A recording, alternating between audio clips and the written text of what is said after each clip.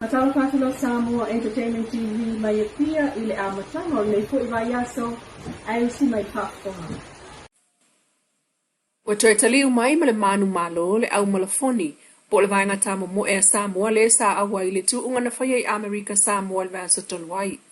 O le tu unga leo wa whaatu wai e se tama matua mai Amerika si le fitu sfulu tau sanga le matua. Le koki wha maumaunga o tala wha asolpito tamo enga po le malafoni le lalangi. O ia se tangata mua wo o le lua se lawai ia Amerika Samoa tunu o le lalangi o tamo e ai lea ta longa. Peita ei o le tamo enga lea na mua ai le vaenga o tama lea li tamo e mai Samoa tu to tasi. Ia Darren Young le lua se fuluono maila. E whai tu lana ia tamo e ai. Ai tau nuu le tini. O le tamaita ina tu lua mai tai lana lima i tu la. O le tamo enga le moto tutuila na tosina mai ai tangata o lea fo ifa a ngā tama. Mai e tunu i whawhoi o Japani, Amerika i Matu, o Europa, Samoa ma Amerika Samoa. Il whamtalanga whala wai tele mai le whaatonu o le vanga o tāpenanga o le malafoni tutuila, Paula Stevenson McDonald. O se fiafianga le lato fo i pito la au o whaiso lato sao. Ili whaataunu ina o le tala whaasol pito le malafoni mo Dr. Brent Wagner. O se tangata mua le lalolangi ma o le lua se lau o tunu e ta moe ai. Mawhatau nu mai Amerika Samoa. Ai o sa noa le li isiampini o le Iron Man mai Samoa tutotasi Darren Young. Ele tātou whatal noanga. Sa ia whaitau i tala anga o ta lea wasili le fitus fulu tau sanga le matua. Maana ia fo i matati a whatu. Peita ei o le tamo e ngai lea tae au i le moto tutuila na whailawa si whaingata. Ona o le vevela ina ua osoa ele la. Tu watu iai ma le salala wane o le manongi kesi o ta vale. Ai o ta ifauta aloa sana o le fee o wane ili au tamo moe. Ai le isi na whai nai. O le awa Samoa na alto lua na mawhai o na Saofia ai le imaua visa o isi peitai. Na tamo e fo iltu mai taipule o le au triathlon na Samoa. Le sunga Lani Wen Yang e le afa o le tu unga sfutolu maila mai Samoa fo ila na pine. Sa noa Mr. Young ua siliel se fulutau sanga ele o toi tamo e se malafoni. Ua whaatatia lava le malafoni. Ai ta alo i triathlon e au fiai, le vilina o le wila o le fe au sima le tamoe. Ai alfa moe le taimine o le kolenina lea o le awa Samoa i ta longa o le Pasifika i Solomona ia Novema lua o rua tolu. Le olo o tau la i ailana wa ai eui ina ua wha ai titia i fo le taimi o le nā ta longa i le na o le afa i tu la alona winga so o se isi lava e le koleni mwhai ona ata alo ai i Solomona. Whaatusa ile tu unga malafoni a toa mua lea wafai i Amerika Samoa mo le lua se fulu ono maila tesi maltasi na tamo mo e le tu sa o le lua se fulu e ese mai le fa se fulu na tamo mo e le afa malafoni. Ai ua ta pena i fo ile Iron Man a Samoa mo triathlon le tu ufa singa o ta longa i tolu le vili wila fe ausi ma le tamoe o le suenga siampini a le lalolangi le faya i kona Hawaii i le tausanga fau. Wanga wa ia i Darren Young mai Samoa. Na ia ta ua foi, o la na ia lea malolonga mai ngā ruenga o pisinisi, pe a o ina alu i tamo e ngā whaapea. Whaapei foi o na mawai se taimi, i le lava i aso, e asia i le motutua o i tutui la mai o se whaasiri ngā malosi mo ia. Ma ia whaafta ia i le pūlenga o le malafoni Amerika Samoa, Miss Paula Stevenson McDonald, i le tali malo le lei. Ele faule tina ia to ale alwe whangota limu le ngata i whale o lo lato nu o vaito muli palauli. Peita i ol maliu whaafo se i mai le sami.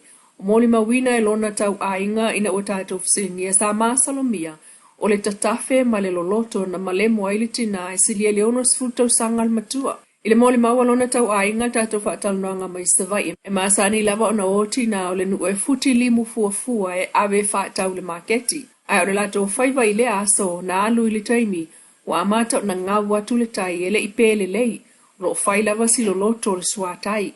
Ai o mōli mau le ofisa o leo, mai le fionga i le komsina, au apa au longa i Tino Filipo.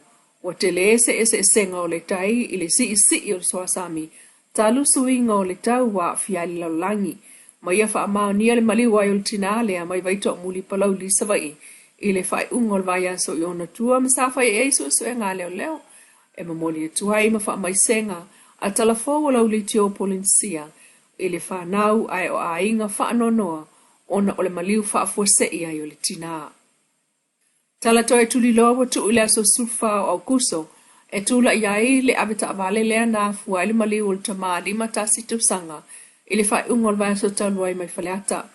Fa mauni al komsino leo au pa au longo itino Filipo o lo tala itua.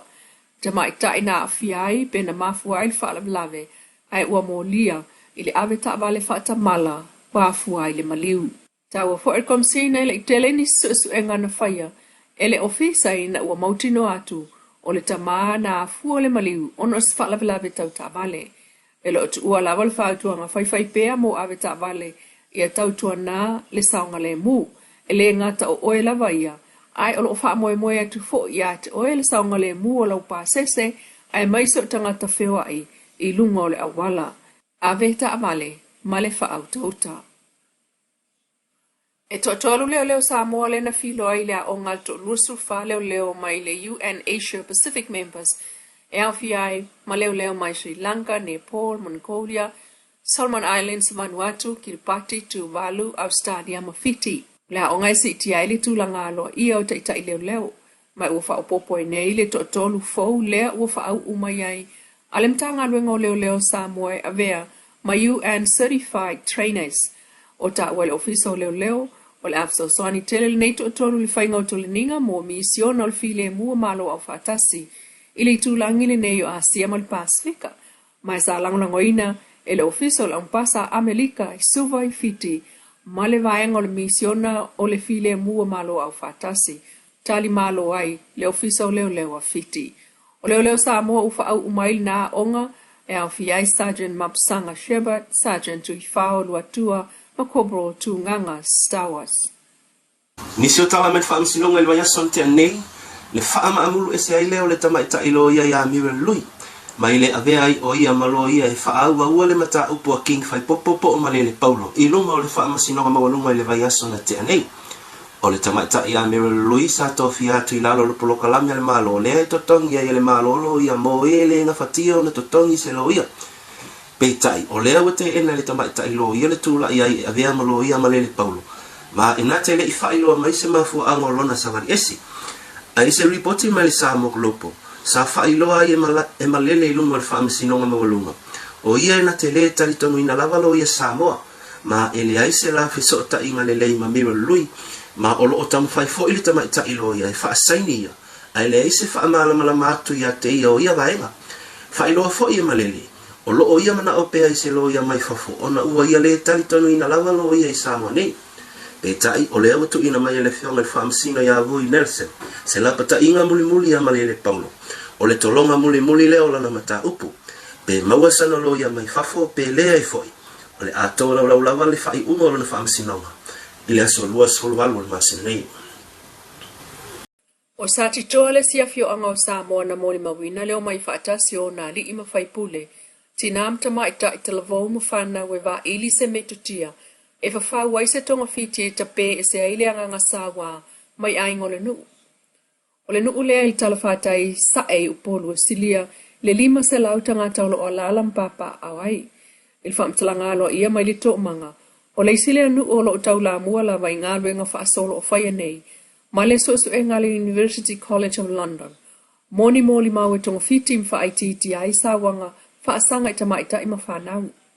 E lua sol whaatau nanga le sa whaia whaatau whalau loino o wala. E whaata ita i ai mo se taunu unga o wha moe. Sa whai vaenga i matai o whawhinim talavou e peun whaamawina le tō manga, mai loa ai malo si angau tu o le nuu. Ai, o le se ea tu se taunu unga, e pei o se soifua malo loina, le aini sa wanga yurunga li i mulmuliane ai, ma vae le nuu i vaenga o ta malo loa ma whawhine, ma wha aua waile ngā ruenga fisosoani awala, e fō i ai, le sa waina o tangata e la tau lava tau ainga, au ainga, ma e sili ona la lata iai. Lo Samoa Entertainment TV mai pia mas fa o kuko ngona tamua. Ia sa tai au le lofo le tua ai pa so i foi.